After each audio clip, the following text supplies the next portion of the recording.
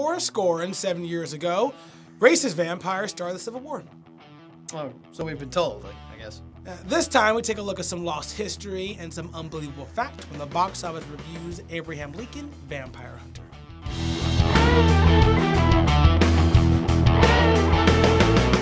History remembers the battle, but forgets the blood. However, history remembers me before I was a president. It shall only remember a fraction of the truth. History is apparently fair game these days, especially for the movie-making business. Seriously, you know, Inglourious Basterds, they killed Hitler, the X-Men started the Cuban Missile Crisis, and Abe Lincoln killed vampires in his spare time. Well, we start with young Abe, who witnessed his mother die from a vampire attack, and not consumption, or TB, or any of the other thousands of diseases you could get in the 1850s. And from that day forward, Mr. Lincoln vows to kill vampires, or become president. That was his backup plan. Not a bad backup plan. Now, a vampire assassin finds him, trains him, and directs his boundless fury to a tree. And together they track and kill the undead all across America. And by America, we mean like 3 states. Oh yeah, and then he's elected president, and then the Civil War thing starts. Yeah, so as you can imagine, walking into a movie like this requires you to check your sense of reality at the door. But I'm gonna tell you this, guys, a bad story is a bad story. I mean, Honest Abe and all the bloodsuckers aside.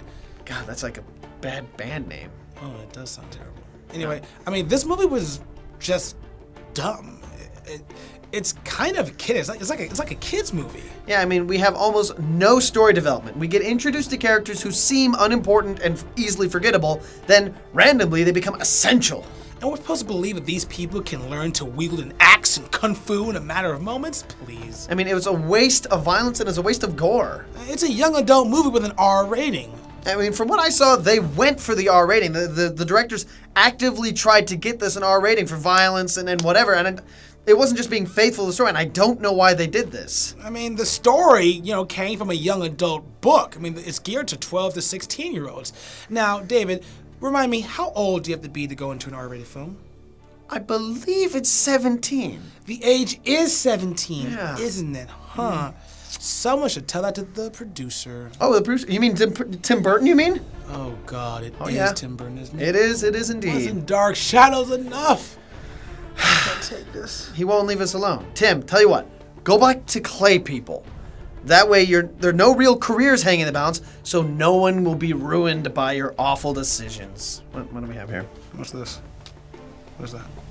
Give me that. What? No, it's for you. Getting mail? Getting mail? What's this? I don't know. It's a telegram.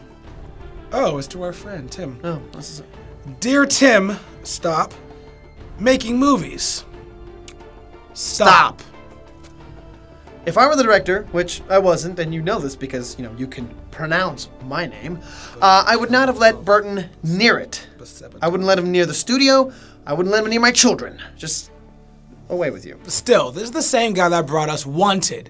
Not one of the best films, but certainly not the worst either. Yeah, please. And Wanted at least had decent special effects. So my question is, what the hell happened, huh? I mean, did you lose the keys to the effects room? Were all the special effects nerd on a coffee break, and all you could do was muster Billy the intern over there?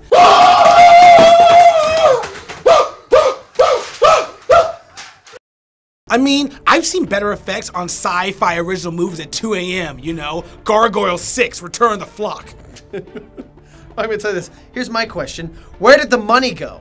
You're not Wall Street. I want my answers. You didn't spend it on actors. You filled it with newbies and nobodies. I mean, no one that offended me, but no one that really amazed me either. And it's a hard feat. It is a hard feat to make the Gettysburg Address sound cheesy. Still, Dave, I can't let it go. I mean, the effects were so bad, like offensively bad. It's such a huge step backwards. I mean, you took a movie that's set in the 1860s with effects from the early 90s. I mean, what happened? I have no answers for you. I don't. Ugh. All right, guys, so this week's bottom line of Abraham Lincoln, Vampire Hunter. DVD it.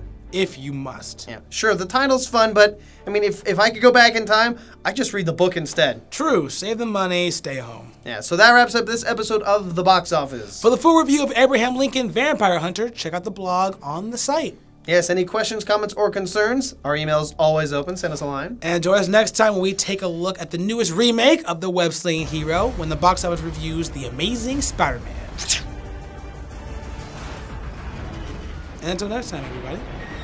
See you at the theater.